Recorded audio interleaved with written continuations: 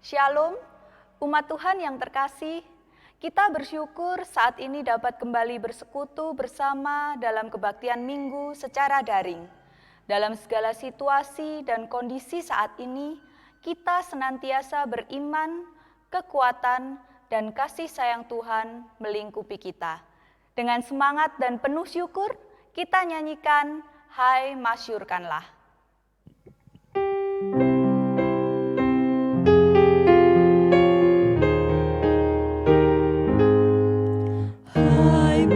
Masyurkanlah Allahmu kudus, besar namanya, maklumkan terus, agungkanlah Dia yang jaya megah, kekal dan mulia kerajaannya, yang tinggi angkat di surga Bapa pun hadir dengan abdinya, nyanyikan jayanya hai umat kudus, kekal Yesus Raja, kekal penebus.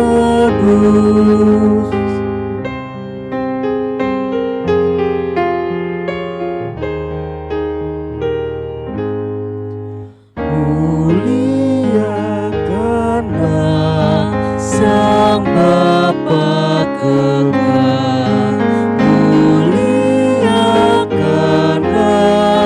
Sang Putra serta malaikat di surga dengan bersujud, sembah Anak Domba yang Maha Kudus, kepadanya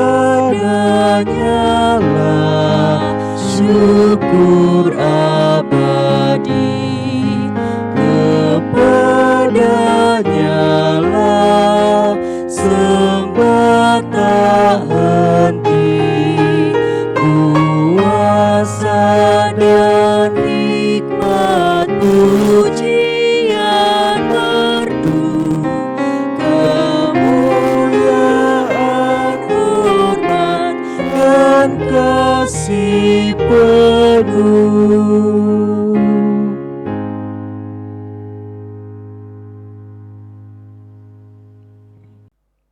Saudara-saudara yang terkasih, kebaktian pada minggu ini terjadi karena pertolongan Allah Tritunggal yang setia mengasihi serta memelihara kehidupan kita dengan kasih-Nya.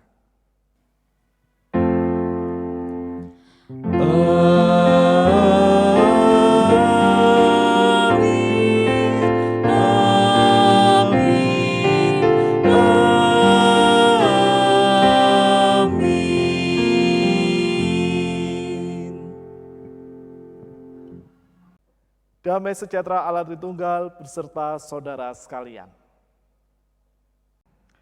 Saudara-saudara yang terkasih, tema kebaktian hari ini bijaksana dan antisipatif. Melalui tema ini kita belajar memahami tentang janji kedatangan Tuhan yang tidak terduga waktunya, yang harus direspon dengan tepat dan mampu mewujudkan kehidupan sebagai orang-orang yang bijaksana dengan bersedia mengantisipasi, melakukan perkataan Tuhan yang menghendaki keadilan dan kebenaran. Saudara-saudara, kita mendapatkan kesempatan untuk mengakui setiap dosa dan kesalahan kita di hadapan Tuhan. Saya memberikan kesempatan untuk saudara-saudara berdoa secara pribadi terlebih dahulu, dan saya akan mengakhiri secara komunal. Mari kita berdoa.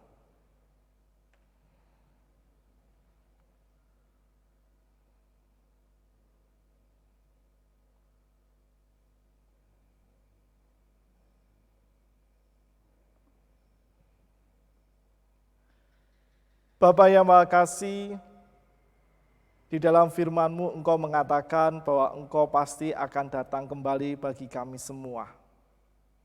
Tetapi kami tidak akan pernah tahu kapan, waktu, dan saat yang tepat Engkau datang kembali untuk yang kedua kali.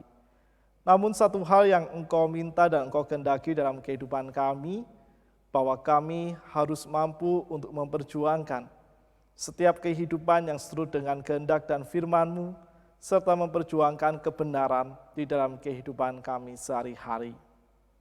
Namun saat kami kembali menapaki setiap langkah kehidupan kami, saat kami mengevaluasi dan berintrospeksi tentang setiap proses kehidupan yang telah kami lakukan dan kami jalani, kami menyadari ya Tuhan, kerap kami meninggalkan kebenaran firman-Mu dan kami lebih senang untuk hidup di dalam kehendak kami sendiri. Untuk itu ketika kesempatan pengakuan dosa ini kembali hadir dalam kehidupan peribadahan kami, dengan terbuka, dengan bersungguh-sungguh ya Tuhan, kami mengaku atas segala dosa dan kesalahan kami. Kami menyadari akan setiap kelalaian kami untuk tidak hidup bijaksana di dalam kebenaran firman-Mu. Dan saat pengakuan dosa ini kami ungkapkan, kiranya anugerah pengampunan yang Engkau curahkan dalam diri kami akan menolong dan menuntun kami ya Tuhan, untuk kami terus belajar memperbarui sikap kehidupan kami, belajar untuk setia hidup dalam kebenaran firman-Mu, serta bersedia menghidupi dan mewujud nyatakannya di dalam semua kesempatan yang Engkau anugerahkan dalam kehidupan kami.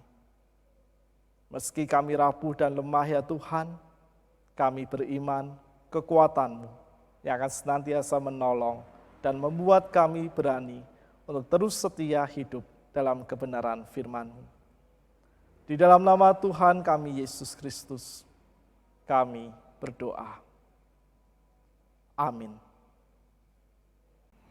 Saudara-saudara yang terkasih di dalam Kristus, bagi setiap kita yang setia hidup dalam tuntunan kasih-Nya, terimalah anugerah-Nya melalui firman-Nya yang ditulis di dalam Mazmur 128 ayat yang pertama. Berbahagialah setiap orang yang takut akan Tuhan, yang hidup menurut jalan yang ditunjukkannya. Demikianlah berita anugerah dari Tuhan. Salam damai bagi sesama kita.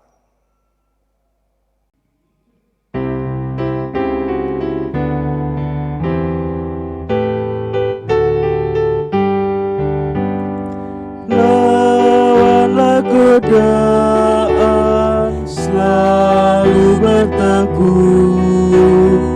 Tiap kemenangan kau tambah teguh. Nafsu kejahatan harus kau tentang. Harap akan Yesus, pasti kau menang. Mintalah pada Tuhan agar kau dikuatkan. Ia beri pertolongan, pastilah kau menang.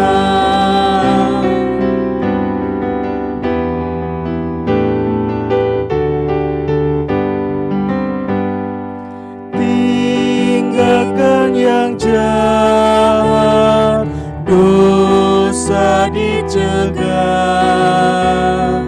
Tindakanmu tulus, tiada bercela. Junjung kebenaran, hidup dalam terang. Harap akan Yesus, pasti kau menang. Mintalah pada Tuhan agar kau dikuatkan. Ia beri pertolongan, pastilah kau menang.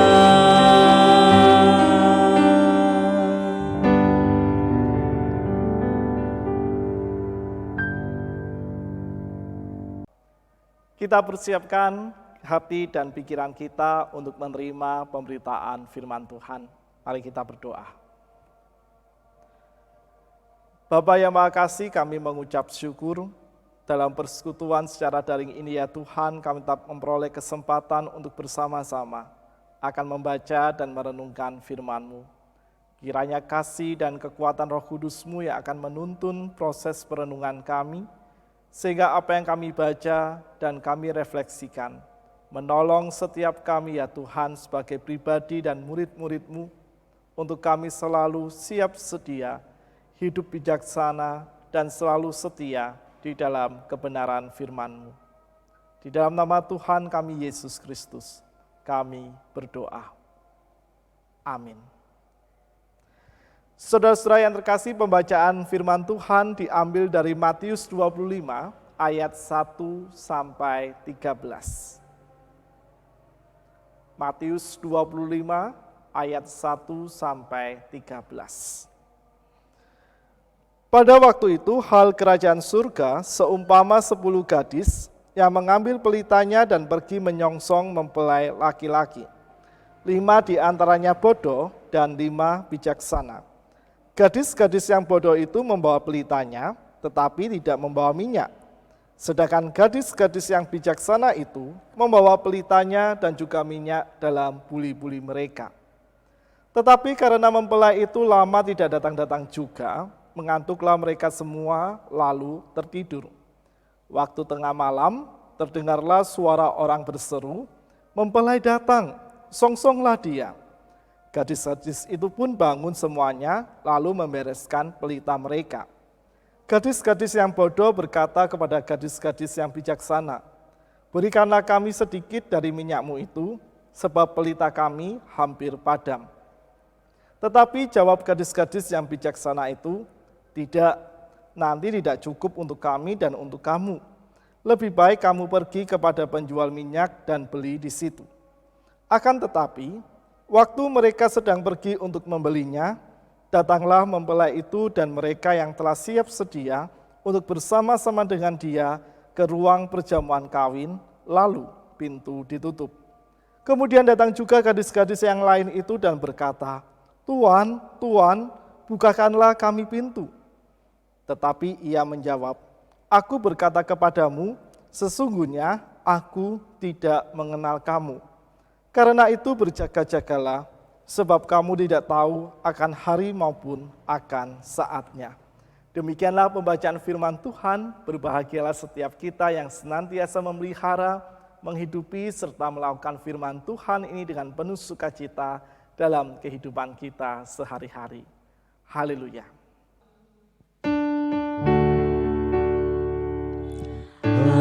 Haleluya, haleluya, haleluya.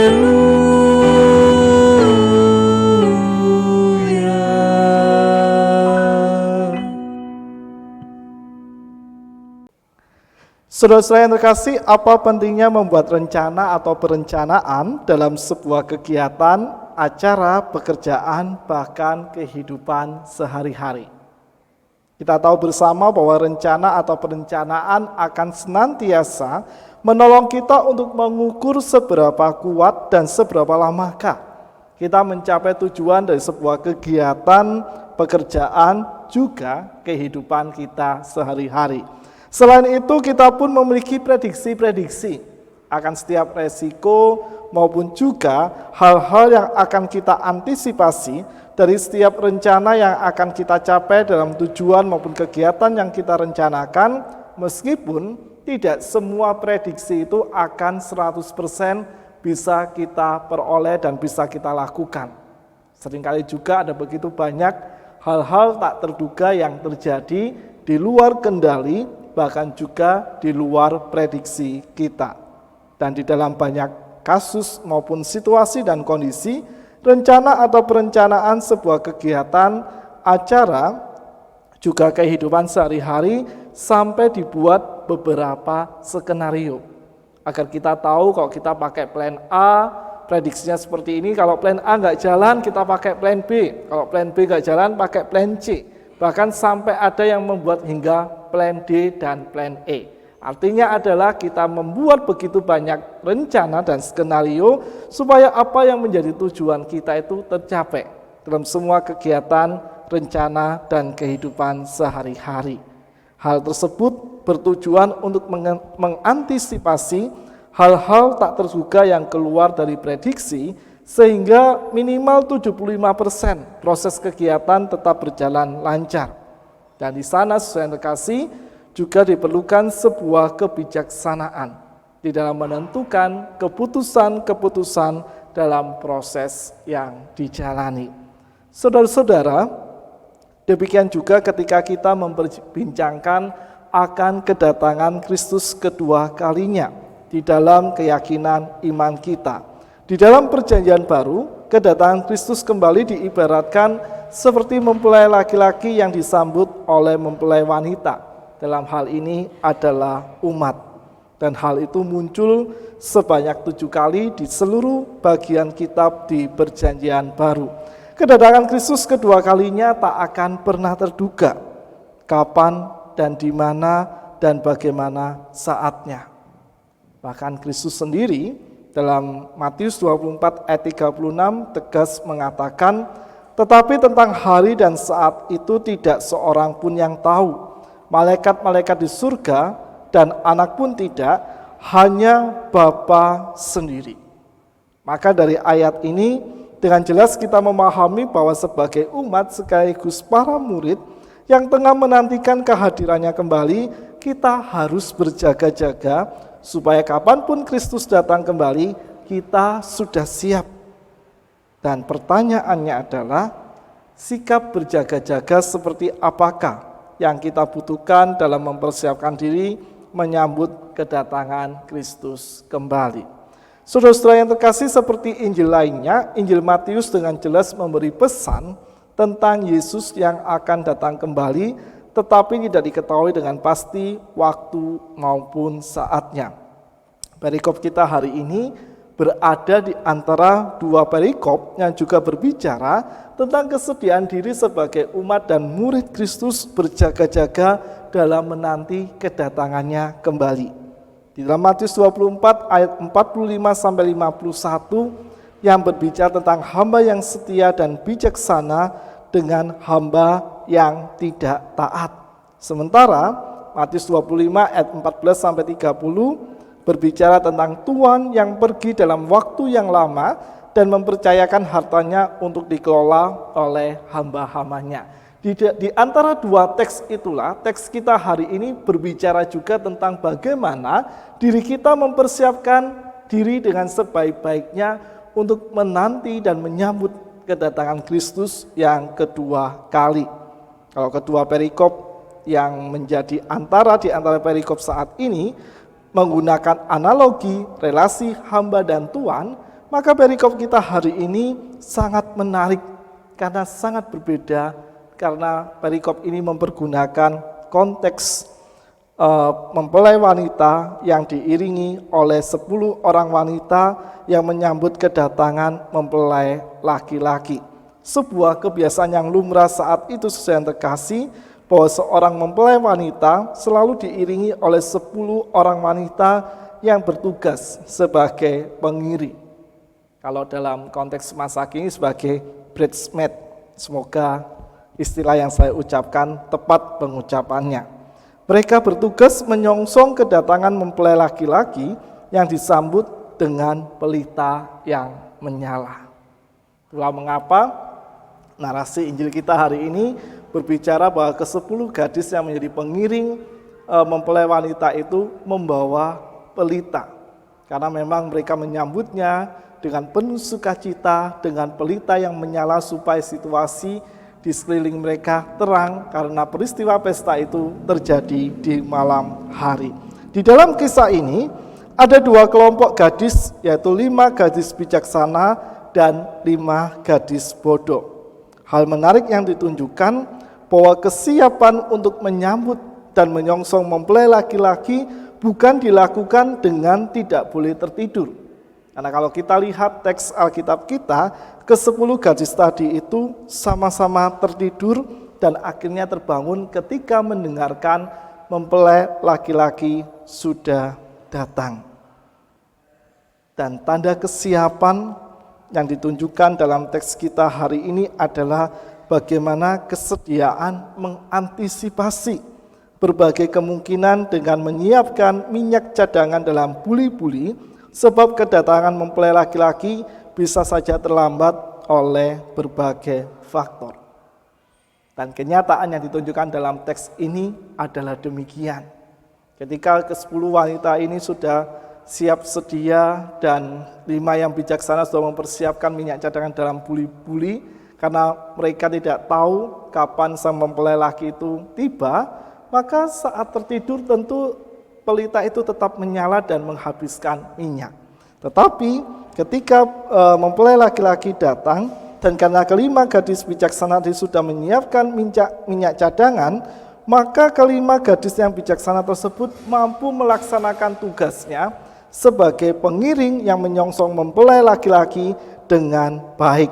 Sedangkan 5 gadis yang lain tidak mampu melaksanakan tugasnya. 5 gadis yang tidak antisipatif tadi pada akhirnya juga tidak dapat melaksanakan setiap tugasnya dengan baik. Saat mereka minta kepada 5 gadis yang mempersiapkan minyak cadangan, mereka tidak mendapatkannya. Tentu kita bertanya-tanya, apa alasannya? Apakah 5 gadis yang bijaksana tadi pelit dan tidak peduli? Bukan itu sesuai yang terkasih. Penolakan gadis-gadis bijaksana untuk berbagi minyak tidak dapat diartikan sebagai wujud ketidakpedulian, tetapi lebih kepada tanggung jawab mereka untuk menjalankan tugas yang dipercayakan di dalam diri mereka. Dan sejak awal kelima gadis yang bijaksana ini menyadari, pasti kita harus berjaga-jaga. Kita tidak boleh pres menyediakan minyak untuk nyala pelita itu. Setidaknya kita punya cadangan, kalau ada apa-apa, kita bisa tetap melaksanakan tugas kita dan pelita yang dibawanya tetap menyala. Dan andai kata mereka berbagi, maka tugas mereka tidak terlaksana dengan baik. Dan meskipun menarik juga sebagai tanda kepedulian yang ditunjukkan oleh para gadis bijaksana ini, mereka tetap memberikan saran kepada kelima gadis yang bodoh tadi untuk membeli ke penjual terdekat. Tetapi kenyataannya sekali lagi, ketika kelima gadis yang bodoh yang tidak mengantisipasi hal-hal tak terduga yang mereka terima dalam perjalanan tugas mereka, saat mereka kembali, mereka sudah terlambat dan mereka tidak dibukakan pintu. Saudara-saudara yang terkasih, pesan kuat perumpamaan ini mengajarkan tentang sikap berjaga-jaga atau kesiapan menyambut kedatangan Kristus kapanpun waktu dan saatnya. Matius 25 ayat 13 menegaskan hal tersebut. Sikap berjaga-jaga yang ditunjukkan dengan menjadi bijaksana, dengan sedia mengantisipasi segala kemungkinan yang akan terjadi. Kalau dalam konteks perikop kita hari ini adalah keterlambatan kedatangan mempelai laki-laki. Maka tindakan antisipatif yang dilakukan para gadis bijaksana tadi menolong mereka untuk tetap dapat melaksanakan tugasnya dengan optimal. Dan kalau kita kaitkan dengan Matius 7 ayat 24 sampai dengan 27, apa yang dilakukan oleh kelima gadis yang bijaksana ini sudah sangat tepat. Karena orang yang bijaksana adalah setiap orang yang sedia mendengarkan usulan-usulan yang diberikan oleh orang-orang di sekitarnya. Dan saya yakin kelima gadis bijaksana ini mungkin mereka telah belajar dari pengalaman-pengalaman kehidupan mereka. Mereka juga mungkin mendengarkan arahan-arahan dari orang-orang yang sudah berpengalaman menjadi pengiring mempelai wanita, sehingga mereka sudah tanggap dan sudah siap dengan rencana-rencana cadangan yang akan menolong mereka untuk bertindak antisipatif dan juga bertindak bijaksana di dalam melaksanakan tugasnya.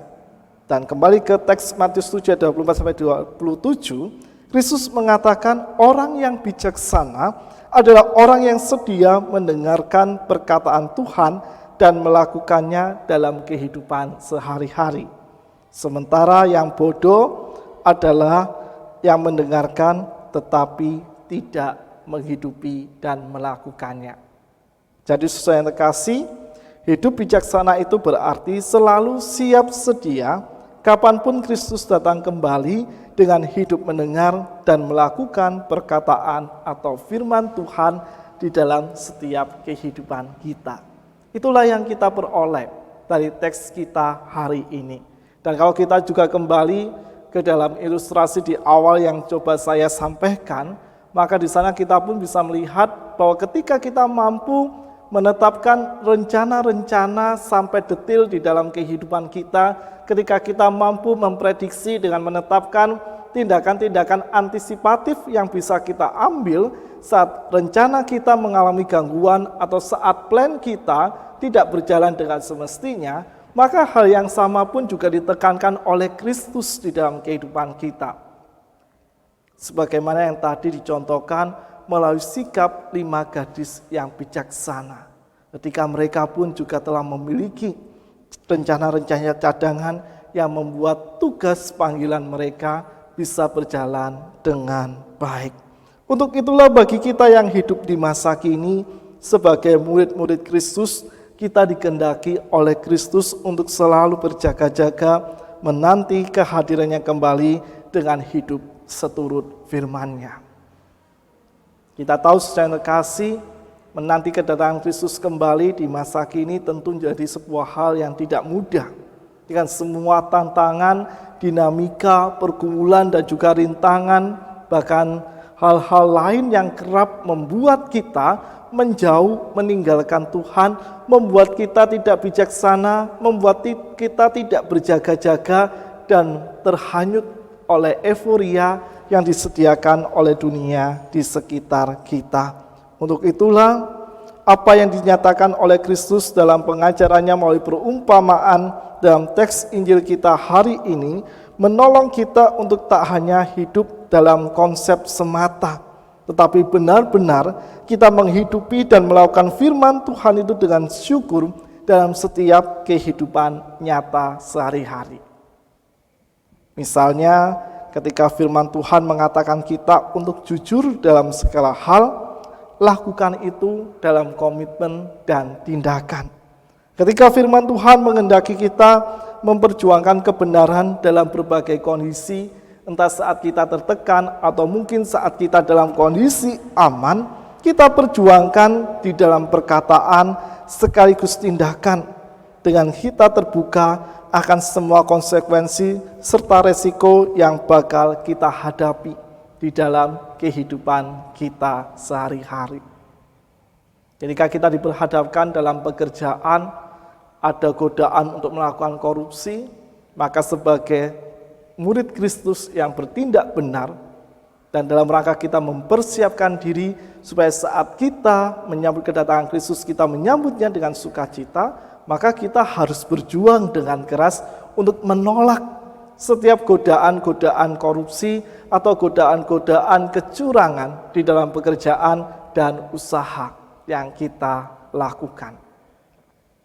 Sehingga dengan kesediaan semacam itu, tidak hanya menjadikan firman Tuhan dalam konsep berpikir kita, tetapi juga menjadikan firman Tuhan itu sebagai landasan, sebagai sebuah pegangan, sebagai sebuah tuntunan dalam kehidupan kita sehari-hari. Dengan semua resiko yang kita hadapi, kita tetap setia menghidupi dan melaksanakan firman Tuhan itu dengan penuh syukur dan sukacita dalam kehidupan sehari-hari. Kesediaan kita melakukannya, mentaati dan menghidupi serta mewujud nyatakan firman Tuhan akan selalu menolong kita untuk siap kapanpun Kristus hadir kembali. Sebagaimana kita mengantisipasi segala kemungkinan kala menyusun rencana kegiatan atau tujuan kehidupan, hidup dalam kebenaran firman Tuhan menjadi sikap bijaksana dan antisipatif menanti kedatangan Kristus kembali yang datangnya bagaikan pencuri di waktu malam. Untuk itulah saudara-saudara yang terkasih di dalam Kristus, saya mengajak kita semua untuk kita selalu mentaati dan menghidupi firman Tuhan. Tak hanya sekedar membaca, menghafal, dan juga menghidupi konsepnya, tetapi bagaimana kita mewujud nyatakannya lewat tindakan-tindakan sederhana dalam kehidupan sehari-hari. Niscaya saat Kristus datang kembali, kita sudah siap.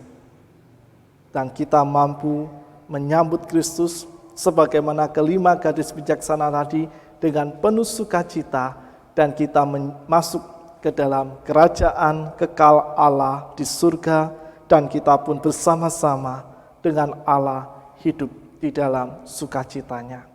Selamat mempersiapkan diri untuk menyambut kedatangan Kristus kembali. Hiduplah dengan bijaksana dan antisipatif. Yakinilah firman Tuhan akan selalu menolong, menuntun dan membuat kita bersungguh-sungguh dalam mempersiapkan diri menyambut Kristus kembali. Tuhan memberkati dan Tuhan menolong langkah kita. Amin. Saat hening untuk kita semua.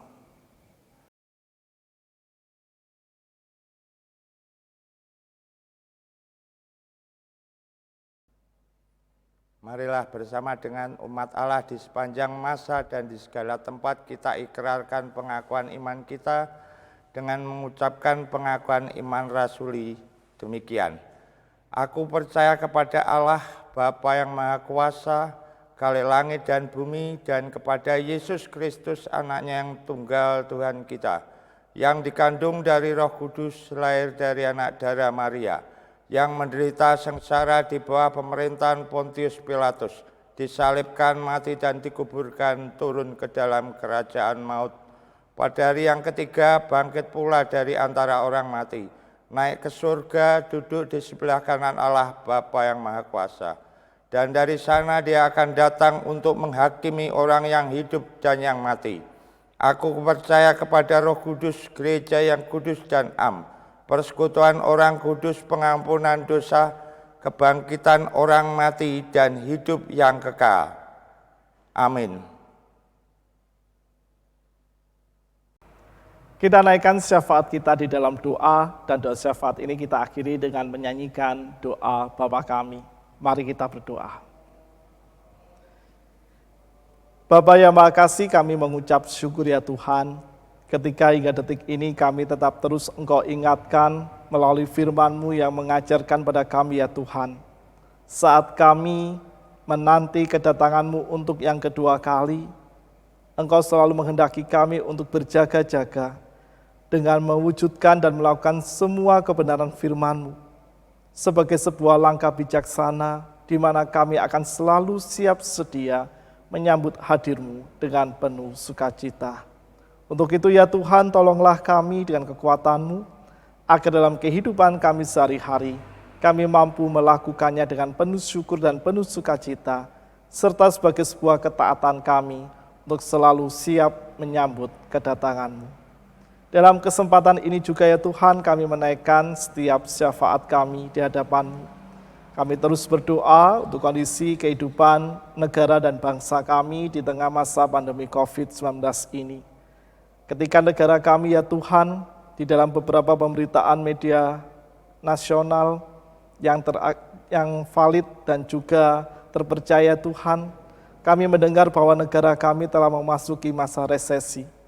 Tentu hal itu membuat kami yang bergerak di bidang ekonomi, kami yang bekerja maupun kami yang berusaha menjadi khawatir. Tetapi kami beriman ya Tuhan bahwa kekuatan-Mu selalu ada. Kekuatan-Mu senantiasa menopang kehidupan bangsa dan negara kami. Sehingga kiranya ya Tuhan, dengan karunia hikmat-Mu juga, kehidupan berbangsa dan negara kami akan tetap stabil meski kami memasuki masa resesi. Kami percaya juga bahwa berkat-Mu selalu hadir di tengah-tengah bangsa dan negara kami, dan damai sejahtera-Mu akan menolong kami semua agar kami tetap terus percaya dan berserah di hadapan-Mu. Demikian juga untuk penanganan wabah COVID-19 ini ya Tuhan yang terus berlangsung. Kiranya Engkau akan senantiasa menolong dan memimpin setiap orang yang ambil bagian secara aktif maupun juga secara tidak langsung dalam percepatan penanganan wabah ini, agar kiranya angka positif akan terus menurun dan bangsa ini pun akan terbebas dari pandemi COVID-19. Dan kami pun berdoa ya Tuhan, kiranya hikmat-Mu juga akan turun atas kami sebagai masyarakat Indonesia, agar kami pun tetap terus setia melaksanakan protokol kesehatan dalam menjaga, melindungi, dan juga menolong setiap sesama kami, agar kami semua pun tetap terjaga dengan baik dari wabah COVID-19 ini. Kami berserah untuk saudara-saudara kami yang saat ini masih dirawat di rumah sakit karena COVID-19 ini ya Tuhan, kiranya Engkau juga akan selalu melindungi mereka, Engkau juga yang akan selalu menghadirkan kesembuhan-Mu dalam diri mereka ya Tuhan, sehingga melalui semua perawatan dan pendampingan medis yang diberikan, kiranya akan menolong saudara-saudara kami untuk dapat sembuh dari COVID-19. Kami juga berserah untuk kehidupan bergereja kami ya Tuhan. Kami tahu bahwa 8 bulan kami sudah tidak beribadah lagi secara tatap muka di gedung gereja ini. Tetapi Engkau terus memberikan kesempatan kehidupan persekutuan kami untuk tetap memeliharanya oleh setiap kegiatan peribadahan secara daring. Dan ketika tanggal 29 November nanti ya Tuhan, di tengah-tengah jemaat kami akan melaksanakan kebaktian secara tatap muka, kiranya anugerah kasih-Mu yang akan senantiasa menolong dan memimpinnya. Akan di dalam segala persiapan yang ada, kami benar-benar melakukannya dengan penuh persiapan yang baik. Kami melakukannya dengan penuh kebijaksanaan-Mu ya Tuhan, sehingga apapun yang kami persiapkan, kiranya dapat berjalan dengan baik dan lancar. Demikian juga untuk gereja-gereja yang lain, yang juga sedang mempersiapkan kebaktian secara tatap muka, maupun juga yang sudah melaksanakannya, kiranya anugerah kasih-Mu juga akan selalu menyertai mereka, sehingga di dalam setiap proses persiapan dan juga pelaksanaan kebaktian tatap muka, kiranya semua tetap berjalan seturut dengan protokol kesehatan yang ditetapkan oleh pemerintahan kami. Juga untuk setiap pelayanan yang ada di tengah-tengah jemaat kami, maupun juga gereja-gereja yang lain ya Tuhan, kiranya Kau juga akan selalu memberkati dan menolongnya, agar segala pelayanan tersebut tetap dapat berjalan dengan baik dan lancar, serta mampu mendatangkan dan mewujud nyatakan kasih sayang-Mu bagi setiap orang yang menerima pelayanan tersebut, bahkan juga bagi seluruh ciptaan-Mu yang berjumpa dengan gereja-Mu. Kami terus berdoa untuk saudara-saudara kami yang saat ini ada di dalam kondisi lemah tubuh ya Tuhan, kiranya Engkau juga akan selalu memberkati kehidupan mereka, agar dalam segala kelemahan yang mereka alami, mereka tetap terus bersukacita dan bersemangat menjalani hari-harinya, dan melalui setiap obat-obatan, perawatan medis, dan juga pendampingan dari keluarga, akan membuat mereka tetap sabar dalam menjalani seluruh masa perawatan dan proses pemulihan, serta mereka juga akan senantiasa tetap terus berserah di dalam Engkau. Kami juga berdoa ya Tuhan, untuk setiap saudara-saudara kami yang saat ini ada di dalam pergumulan mereka, bagi mereka yang sedang bergumul dengan pekerjaannya, kiranya Engkau juga akan selalu menolong dan memimpinnya Tuhan, agar dalam segala pekerjaan yang mereka perjuangkan akan tetap mampu mencukupkan segala hal yang mereka butuhkan seturut dengan apa yang Engkau kehendaki. Bagi saudara-saudara kami yang sedang mencari pekerjaan, kiranya kuasa kasih-Mu yang akan selalu membimbing dan menuntun mereka, agar mereka pun tetap terus setia berjuang, mereka tetap bersemangat dalam meraih apa yang diharapan dan cita-citanya, dan kiranya kehendak-Mu juga yang terbaik yang terjadi dalam kehidupan mereka. Kami juga berdoa ya Tuhan, untuk setiap anak-anak kami dan para cucu kami yang saat ini sedang menempuh studi, dimanapun mereka berada ya Tuhan, kiranya kasih perlindungan-Mu yang akan selalu menolong dan menyertai mereka, agar mereka tetap dapat menempuh studinya dengan baik, dan mereka mampu memperoleh bekal-bekal terbaik mereka ya Tuhan, untuk mempersiapkan diri menyambut seluruh masa depan yang Engkau rancang di dalam kehidupannya. Kami juga berdoa dan menyerahkan untuk anak-anak kami yang pada minggu depan sudah memulai sekolah tatap muka. Kiranya Engkau juga akan selalu melindungi mereka ya Tuhan, karena masa pandemi ini masih berlangsung. Kiranya sekolah di mana mereka berada mampu menerapkan protokol kesehatan dengan baik, dan kiranya anak-anak kami pun juga akan senantiasa mematuhi setiap ketentuan yang berlaku di dalam sekolah secara tatap muka dengan protokol kesehatan yang telah ditetapkan. Kami menyerahkan juga untuk setiap pergumulan kami pribadi lepas pribadi, di dalam segala pergumulan dan juga setiap permasalahan yang saat ini tengah melanda kehidupan kami. Kiranya anugerah-Mu, kekuatan dan damai sejahtera-Mu ya Tuhan, yang akan senantiasa menolong dan menopang kami, agar kami mampu untuk dapat tetap berjuang dan terus berproses dengan setia bersama dengan Engkau, mengandalkan kekuatan-Mu dalam seluruh pergumulan yang kami jalani. Kami akan berpisah dan kami akan melanjutkan seluruh kehidupan kami ya Tuhan. Kiranya kekuatan-Mu yang akan senantiasa menopang dan memimpinnya. Di dalam nama Tuhan kami Yesus Kristus, kami serahkan doa ini dan kami mengakhirinya dengan berdoa sesuai dengan apa yang Engkau ajarkan di dalam kehidupan kami. Bapa kami yang ada di surga, dikuduskanlah nama-Mu, datanglah kerajaan-Mu, jadilah kehendak-Mu di bumi seperti di surga. Berilah kami pada hari ini makanan kami yang secukupnya, dan ampuni kesalahan kami seperti kami ampuni yang lain, dan jauhkan kami dari pencobaan, lepaskanlah kami dari yang jahat, sebab Engkau yang punya kerajaan serta kuasa dan kemuliaan sampai selama-lamanya. Amin.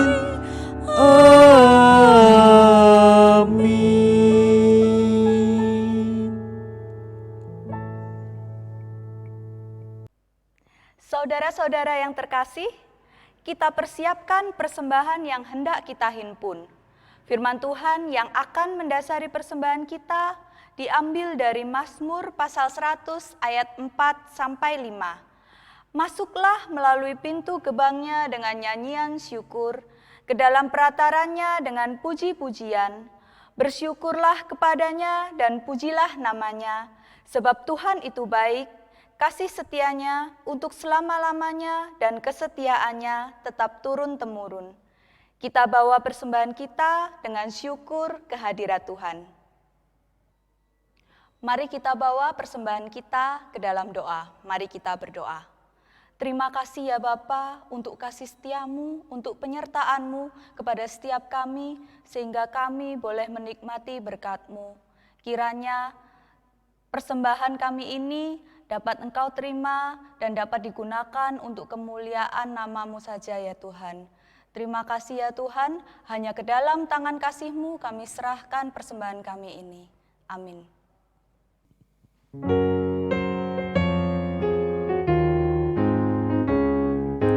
Pakailah waktu anugerah Tuhan-Mu, hidupmu singkat bagaikan kembang, mana benda yang kekal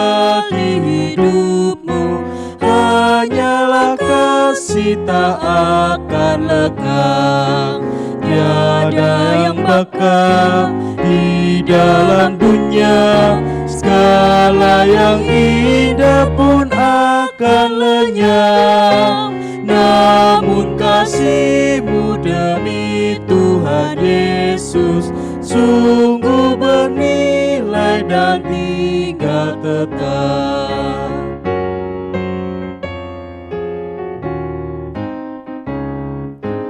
Karya jeri-Mu demi Tuhan Yesus kan dihargai benar oleh-Nya. Kasih yang sudah Kau tabur di dunia, nanti Kau tuai di surga mulia.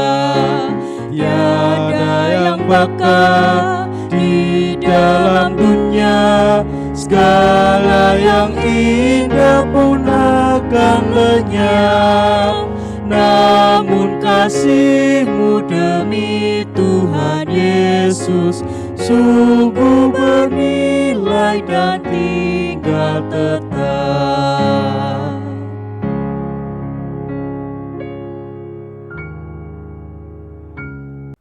Arahkanlah hatimu kepada Tuhan. Jadilah saksi Kristus. Terpujilah Tuhan. Kini lanjutkan langkah kehidupanmu dalam damai sejahtera dan terimalah berkat-Nya. Anugerah damai sejahtera Allah Tritunggal senantiasa melindungi dan menyertai-mu untuk setia hidup dalam kebenaran firman-Nya kini dan sampai selama-lamanya. Haleluya. Amin.